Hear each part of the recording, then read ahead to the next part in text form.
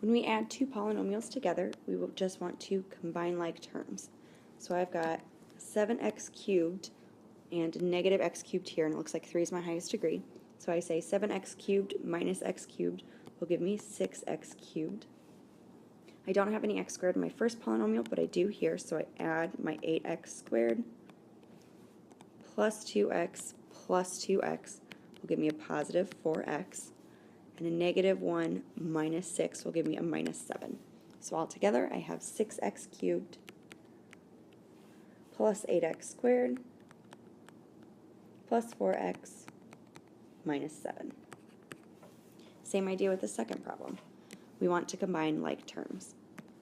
So I start with my negative 5x to the fifth and my negative 4x to the fifth, since 5 is my highest degree, but I have to remember to subtract. So I say negative 5x to the fifth minus a negative 4x to the fifth, 4 to the fifth, will give me negative x to the fifth, just one of them. I don't have any x to the fourth in my first polynomial, but I do here. Negative 4x to the fourth, because remember we have to distribute that negative. Positive 2x cubed, but remember we're subtracting, so I have a negative 2x cubed. I don't have any x squared in either my first or second polynomial, so I don't have to worry about that. Then I have a negative 11x minus positive 8x, so I'll have a negative 19x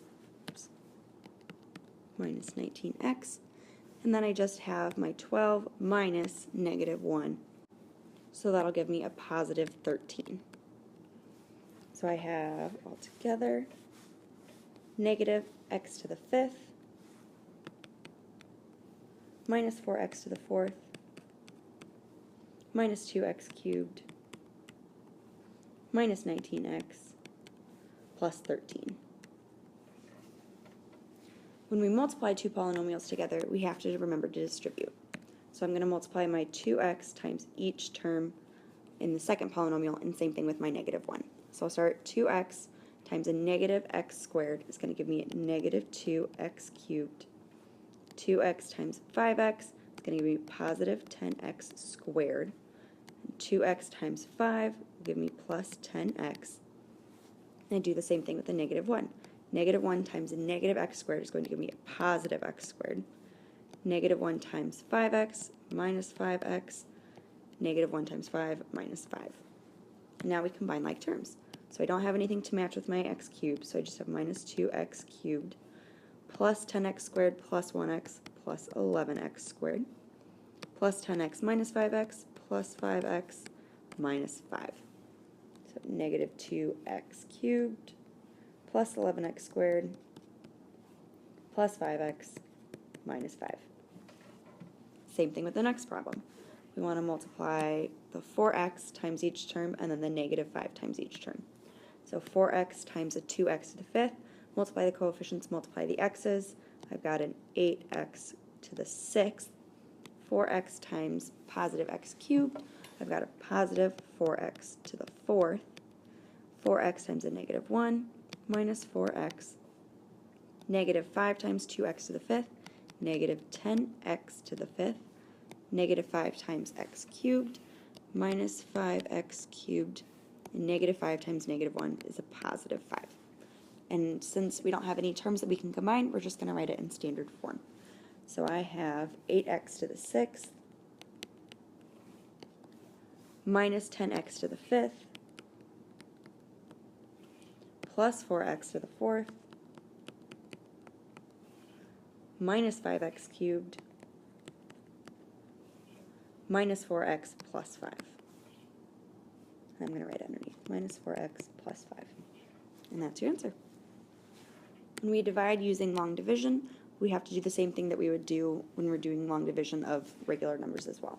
So we're going to put our x squared minus 1 on the outside of our radical, and then we have 2x cubed, but we don't have anything for x squared, but I still have to include it, plus 0x squared, minus 9x plus 10. And then I ask myself, what do I have to multiply x squared by to get 2x cubed? We just look at the first term of each polynomial. And I know that that's going to be 2x. So I'm going to write that directly above my 9x just because I like to keep things organized. 2x, and then we multiply by x squared minus 1. So 2x times x squared gives me 2x cubed and 2x times a negative 1 will give me a minus 2x. And again, I don't have anything multiplied by my x squared, so I'm going to put in a 0x squared just to keep things organized. From here, I subtract. So I have 2x cubed minus 2x cubed. Those cancel, thankfully. 0x squared minus 0x squared. Those are going to cancel too. And negative 9x minus negative 2x will be a negative 7x because we're actually adding that 2x on. And then I bring down my 10. But I don't have anything that I can multiply x squared by to give me a negative 7x since the degree is smaller. So I know that this has to be my remainder. So then I just put that over my x squared minus 1. So negative 7x plus 10 all over x squared minus 1. So if I'm going to go ahead and put it over the line and hopefully make it legible, then I've got 2x plus negative 7x plus 10 all over x squared minus 1. Same idea with the synthetic division is that we're dividing out the polynomial, but we get to do it a little differently. So we start by setting x minus 6 equal to 0. And when we do that, then we see that x has to equal 6. So that's what I'm going to put in my little box. And then I write all the coefficients out. So I have 9x squared minus 3x plus 11. And I bring down my first term. And then I multiply. 6 times 9 is 54. Negative 3 plus a positive 54 is going to be a positive 51. And 6 times 51 will be 306.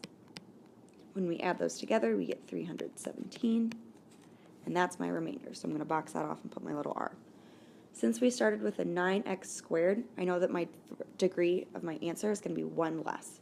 So I'm going to start with a 9x instead of the x squared. And my 51 must be my constant.